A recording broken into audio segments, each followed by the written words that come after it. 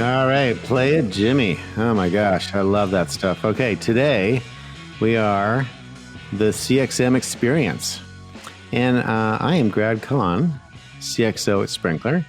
And I thought today, given that it's called the CXM Experience, which for the perceptive among you is the Customer Experience Management Experience, two experiences because, we're all about experience.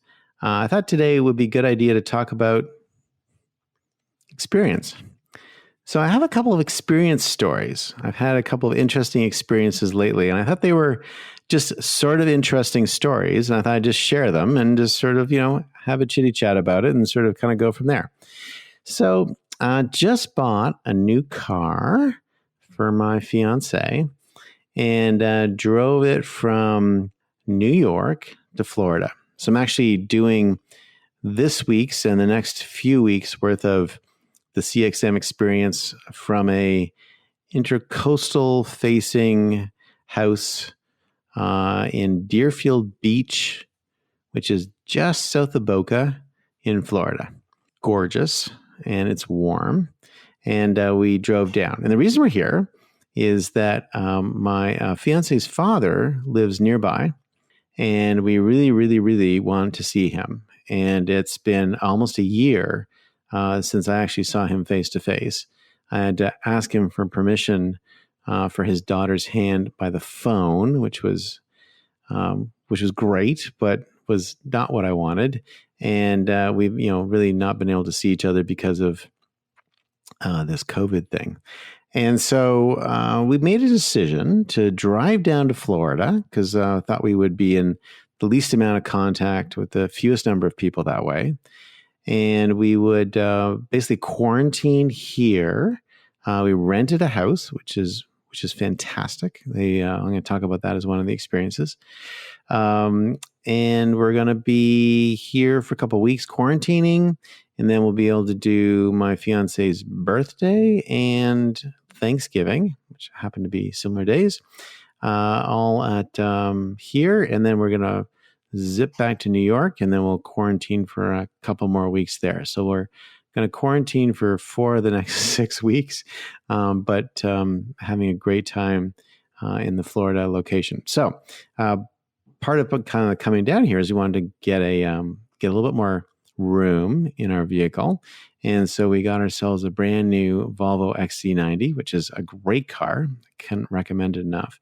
But I had this really interesting conversation on the trip. And I just wanted to share it because it goes so much to the sort of issue of experience as it reflects not just on the brand itself, but on even like the product itself. So we bought it at this car. I'm not going to name the dealership because that seems a bit mean, and plus we have to kind of continue to get the car serviced there, so I don't want to make them angry. But we bought the car at a dealership in the New York area. Let's just put it that way. And the people were perfectly nice. So it wasn't a mean bone in anyone's body. But they were the most disorganized, sort of like circus-like quality that I have ever seen in a purchase.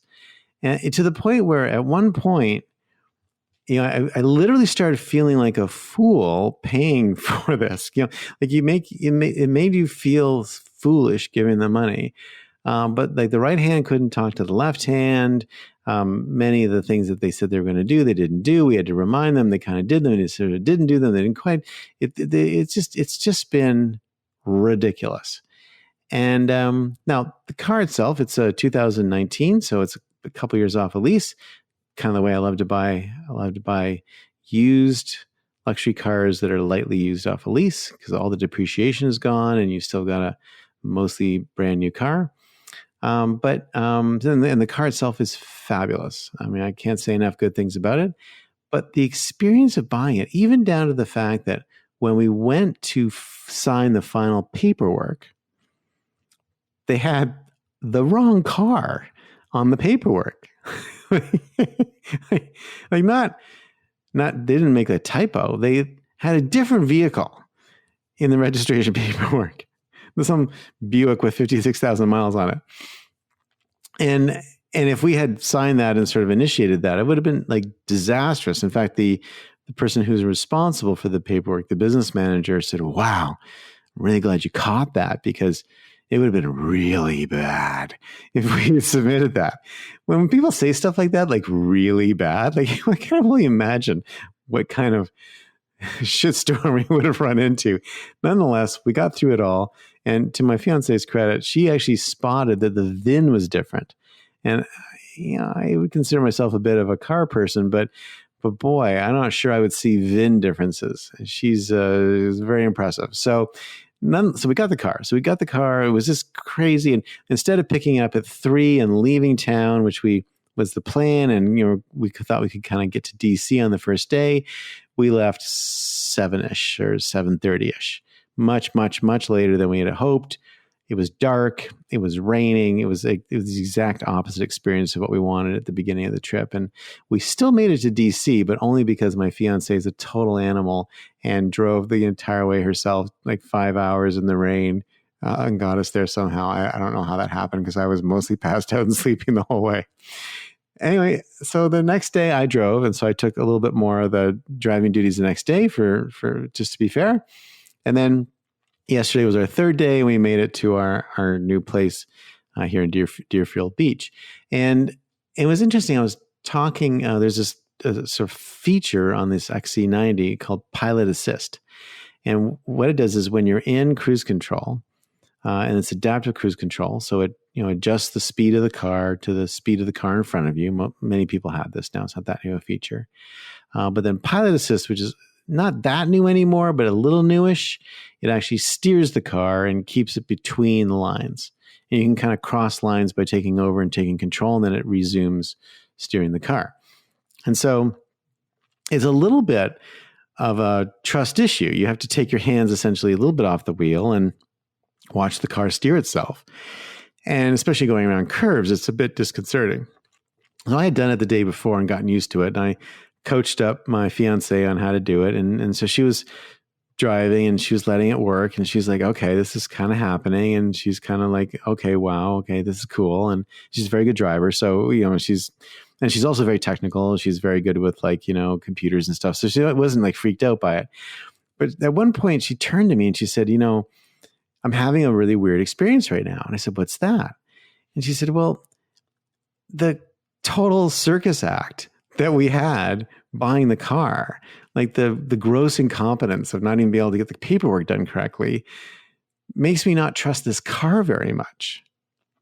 And I'm trying to transpose the experience I had at the dealership to trusting the Swedish engineers that built this thing.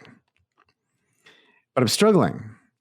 And that was an amazing, it really struck me, because the car was, it was this particular car is actually assembled in Sweden and designed by Swedish, and I'm sure many other nationalities, but designed by a set of engineers based out of Volvo. And that's clearly what we were relying on. We were relying on the car itself, the engineering itself.